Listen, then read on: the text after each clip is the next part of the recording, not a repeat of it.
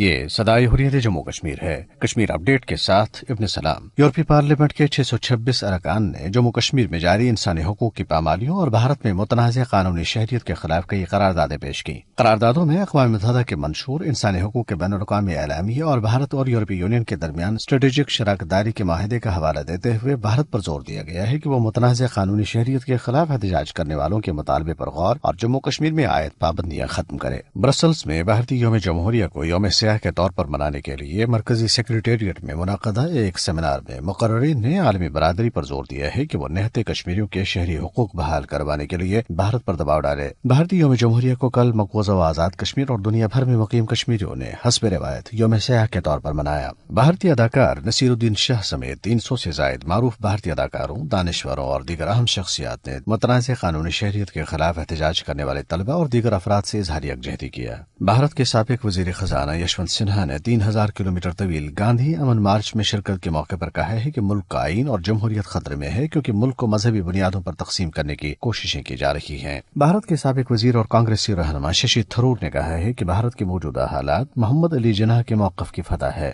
دریاسنا کرناٹک کے سابق وزیر اعلیٰ نے حال ہی میں میسور یونیورسٹی میں ایک مظاہرے کے دوران فری کشمیر کا پوسٹر اٹھانے پر غداری کے الزامات کا سامنا کرنے والی لڑکی نلنی بالا کمار کے حق میں عدالت میں دلائل دینے کا فیصلہ کیا ہے۔ اپ ڈیٹ ختم ہوا۔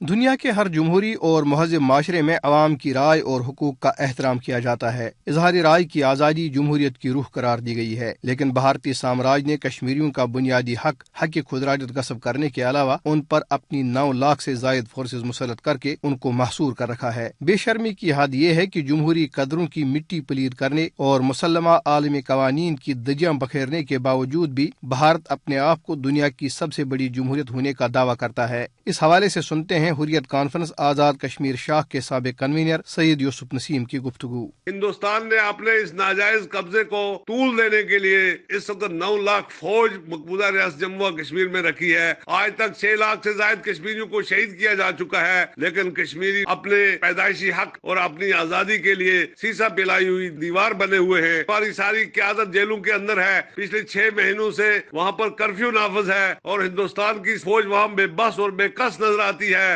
اور میں یقین سے یہ بات کہتا ہوں کہ ہندوستان یہ جنگ سری نگر میں ہار چکا ہے۔ ریاست جموں و کشمیر کو ضرور آزاد ہونا ہے۔ بھارت کی فسطائی حکومت نے نہ صرف کشمیریوں کو گزشتہ 6 ماہ سے یرغمال رکھ کر جمہوری اصولوں کی نفی کی ہے، بلکہ بھارت میں مسلم دشمن قوانین بنا کر جمہوریت کے لبادے میں چھپے برہمن سامراج کو پوری دنیا میں بے نقاب کر دیا ہے۔ ان اقدامات سے اب ان لوگوں کی آنکھیں کھل جانی چاہیے جو ابھی تک اس وہم میں مبتلا تھے کہ بھارت ایک جمہوری ملک ہے۔